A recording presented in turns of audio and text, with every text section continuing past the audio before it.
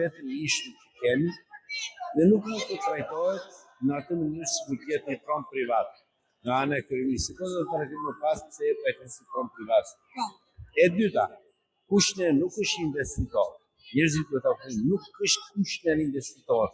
Mos të gënjen nga deklaratat e kryeministit është investim amerikan. Nuk është investim amerikan. Është prestanom. Është prestanome në Shqipi themi sekser. Do marri komisionin. Pse? O të jap vetëm një fakt.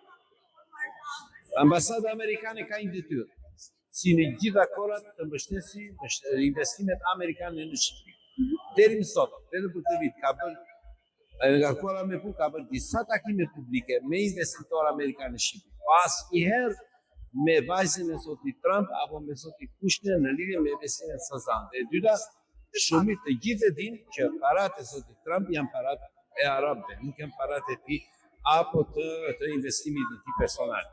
Si e tillë investimi nuk është amerikan. Po le të themi pse është në një kuptim është shitur. Sepse në fakt projektet në Shqipëri janë të çuditshme, projektet e kryeministit. Ai bën garavina në 3D dhe i quan projekt. Në fakt projekti ka disa etapë.